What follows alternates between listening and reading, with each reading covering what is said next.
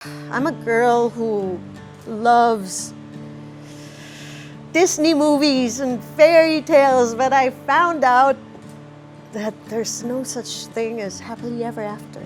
Fighting pa rin si Geneva Cruz at umaasang darating pa rin ang kanyang forever. She still needs someone kahit ilang beses na niyang napatunayan ang kanyang tapang. I had a very wholesome career.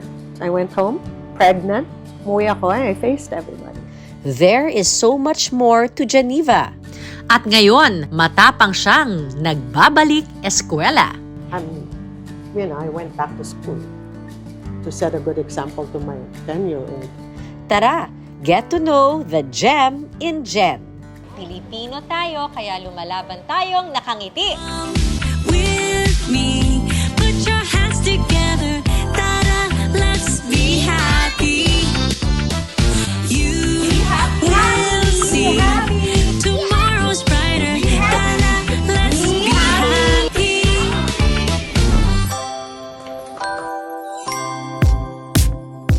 Bakit kaya nangangamba?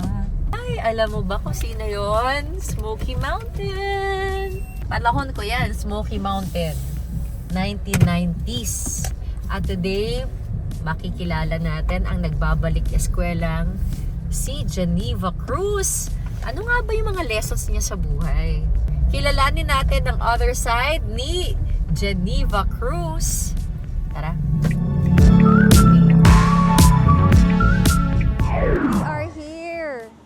We are here at the house of Geneva Cruz dito sa Las Piñas. Tara, kilalanin natin siya pa-more. Dito na, tuloy na lang ako. Ba? Hello. Hi! Ay, Maraming pusa dito, so please, how are you? pinapasa ko muna sa kanilang meow. Akala ko talaga noon na taga Smokey Mountain ang grupo ni Mr. C. Ryan Kayabyab.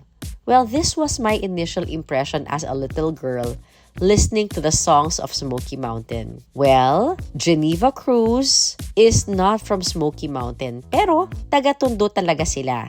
Mula sa pamilya ni Tirso Cruz Sr. Sabay tayo tumanda. Sabay tayo lumaki.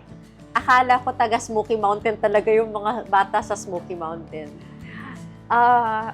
Did you get that? Did people think that you were from Smokey Mountain rin talaga nung nagpa-perform kayo as a group? Yes, of course. It was explained to us by our national artist for music, si Tito Ryan, and yung American producer namin, si Judd Brilliant, na yun nga, we would be singing songs with social relevance.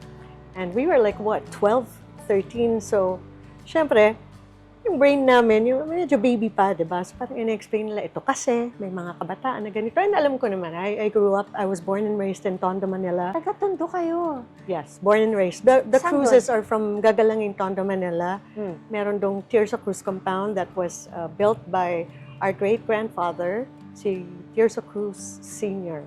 Noong mga 1930s yan. Curious lang ako kung Yes. sino si Tirso Cruz na lolo mo. Ano sila? Bakit sila nasa Tondo? You know what? I have no idea why Tondo, pero I think doon din sila pinanganak.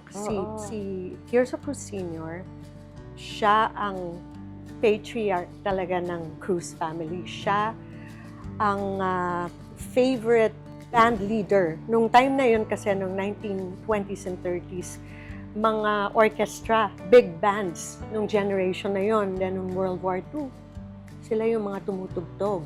Palagi sila sa top room ng Manila Hotel. Hanggang ngayon, doon sa top room ng Manila Hotel, may picture si great-grandfather.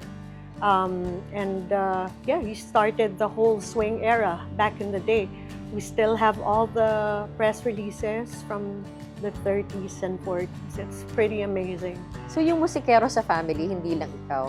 Ay, nako, lahat kami. Lahat kami. Kung hindi ka humahawak ng instrumento mo, boses mo, or isa kang dancer or singer, yan ang Cruz family.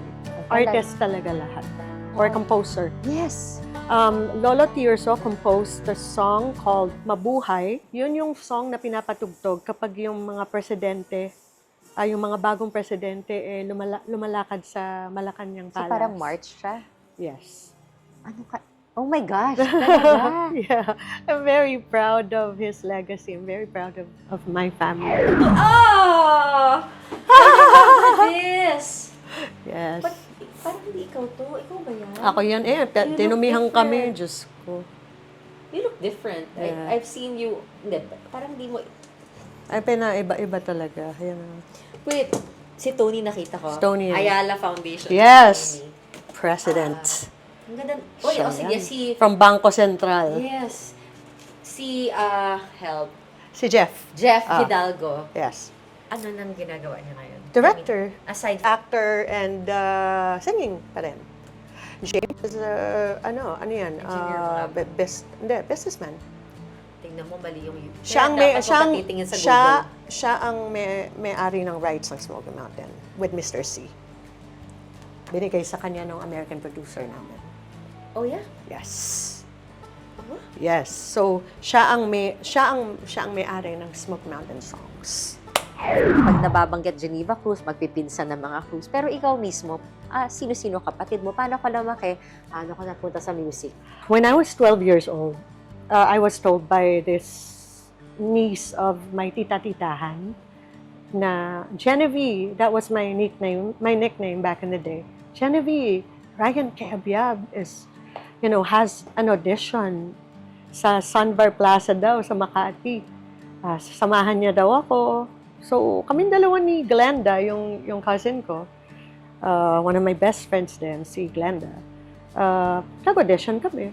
And then out of, 400, 500 kids all over the Philippines, yun nga, napili kami. And everybody were singing One Moment in Time. I remember that because it was SEA Games.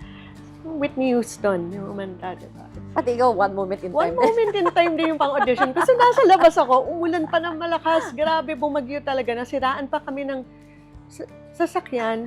So, nag-taxi kami papunta doon sa Ryan Kayabyab Studio. Pagdating doon, naririnig ko yung mga pinapa-audition nila. Puro one moment in time yung kinakanta. Sabi ko, 12 ka nun. yan din yung kakantahin ko. Siyempre, may iisip mo, pagbata, paano ka mapapansin ito kung pare-pareho yung kinakanta, diba? But anyway, out of 400 or 500 kids, 10 were chosen to be trained. And then, out of those 10, it was trimmed down to 4. And yun nga, nagkaroon ng 3 boys and 1 girl. And yun, naging Smokey Mountain. Anong naging impact sa'yo nun? I didn't want to be the only girl. I remember because Tito Ryan showed me the pictures. Nakabaliktad yan. He showed me the pictures and then sabi niya, ito ang Smokey Mountain. Kasama yung picture. Sabi ko, bakit ako lang po yung babae? Ganun talaga yung sabi ko. Sabi niya, ang pakiramdam talaga namin is ito yung mag-work. Yung mga voices nyo, nag-blend well. Ganyan. And then, dami ng plans. May abroad na, may mga shows abroad and all. Because of that, si Tito Ryan, pinasama niya si Mama. So, si Mama rin looked after all the boys. Ooh. So, sa lahat ng mga travels namin, kasama si Mama. Ilang years tumagal yung karera ng Smokey Mountain? How long has yung stretch Medyo niya? mabilis yung pagsikat ng Smokey Mountain kasi we were launched in April of 1989. Kailan became a big hit in like a month. And it hit the airwaves for like 2 months, 3 months, and then major concert na namin. Grabe rin for kids. Yeah, I mean, for you were kids. Yeah. It we all were happened so suddenly. 12, 13, 14. Yeah. And before kang mag-Smokey Mountain, talagang you wanted to be a singer ba? Oh, yes. Ano ba yung journey mo as a student? So I finished high school sa OB Montessori in Green Hills. So from grade 7 hanggang 4th year high school. After that, natanggap ako sa UST, sa University of Santo Tomas. I took up AB Literature. So, 2 taon din. Pero, yun nga, mabilis ang pa ako tiyaga. He was my first boyfriend. And, I got pregnant. I had to stop. I was asked to go to America to give birth there. Kasi nga, I had a very wholesome career. They thought that it was the best thing for me. But of course, me, being me, You know, there were times when I was in the bathroom and I would sing to my heaven, who was in my tummy back then, and I would cry, "Be brave, little one," you know, and I feel like, what the? I have to go home. So what I did was, I went home, pregnant, 6 months pregnant. 6 months. Umuwi ako, I faced everybody. Because some people knew already that I was pregnant, and I told myself, I want to be very proud of this baby. Why am I hiding? It's not like Ako is married to someone else or I'm married to someone else. We were not. And so we got married and then we came back here. And yeah. So that's what happened. I had to stop. Ilang taon ka nun? I had heaven at 20. So 19 ako. 19. So yun, that's why I Pero stopped. maganda pa yung career mo no, nung time na yun? Oo, maganda. Maganda pa rin. Maganda pa rin. Pero syempre, ako naman kasi hindi naman ako nagkaroon ng parang image. It's more of like, yung nakikita ng mga tao is just a glimpse of, just a percentage of who I am as a whole. True. Even now, di ba? I mean, you know, sa Geneva Cruz, sexy yan magdamit sa ganyan sa stage. But people don't know that at home, I don't dress like that. Or when I go out, I really usually don't dress like that. It's just a percentage of who I am. It's not the totality of me. Diba? So that's why I don't believe in judging people. Kasi wala ka namang unless, eto, nag-usap tayo, one-on-one for 30 to 45 minutes, then you will know who I am, diba? Based on energy and what I tell you or what you see, diba? And what you hear. So, Sa ngayon, happy na single mom si Geneva and living simply. Ano pang klaseng nanay? nako, Ano yun? masyado akong mapagmahal. Masyado akong mapagmahal na kung unconditional love talaga, as in I work hard for their future. I work hard to set a good example to them. That's why I went back to school to set a good example to my 10-year-old. My son is 28. I mean, okay na siya eh. Palaki yun, matanda na siya, diba? Pero this one is a girl. So, and she idolizes me. And ang hirap pag ganun. Kasi that's why, okay na ako ngayon eh. Sobrang kalma na ako sa buhay. Alam ko na what I want. Alam ko na what doesn't work for me. So, gusto ko lang na wag nang magkamali. Pag matanda ka na, mahiya ka naman kung magkakamali ka pa, diba? Kasi I sang yung Him Papawid, like one of the theme songs of Air Force, of Philippine Air Force. So they gave me the Lapu-Lapu Award. This one also, yung kanilang eagle. Ba't ka nga ba nagsundalo? I really wanted to join para may manpower ako kasi ayoko kasi talaga magpolitika. I want to be able to serve without entering politics. Yun talaga yung gusto ko. That's why I joined. How do you serve when you're not like ngayon, how do you serve with the Air Force? Yun, maraming medical missions. Tapos, iba, I did a triathlon. Now, dahil natuto na ako mag-swimming last January, I did my triathlon. Tapos ngayon, I can do the SARAT na, the Search and Rescue Auxiliary. Love life nga. Open ka pa ba? Oh, I'm very open. Yes, of course. I'm always open to love. I'm open to true love.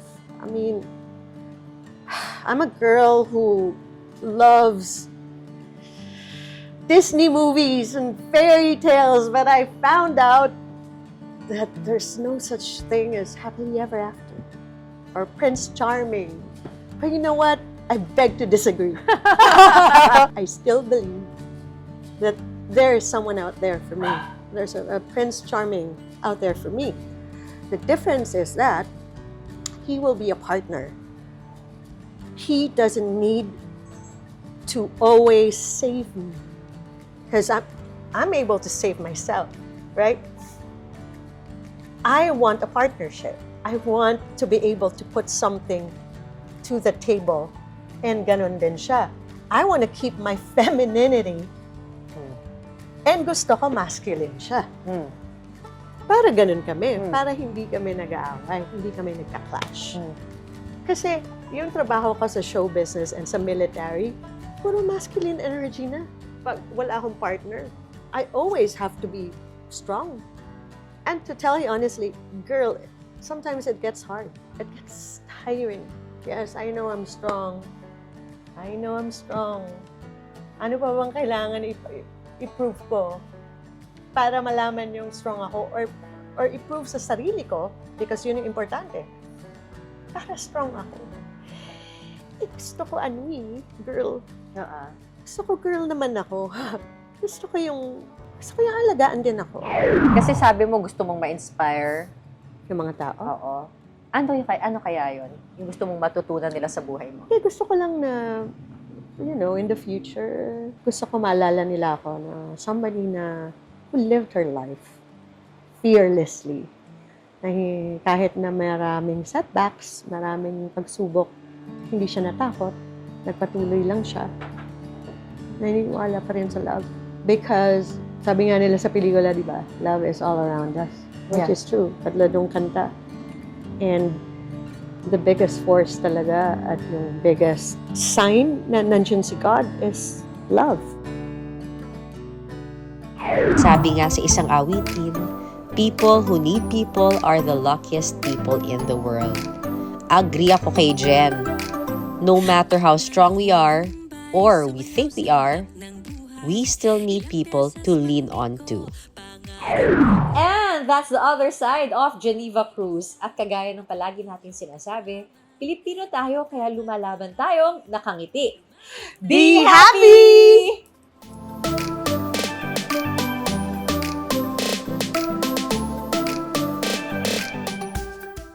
Nagagalak po ako dahil tayo ay maglalabas na ng ating kauna-unahang libro. When bad news is good news, hindi ko po ito kwento lamang, kundi kwento po nating lahat. Sana ay magdala rin ito sa inyo ng munting liwanag at inspirasyon. Be happy. You will see.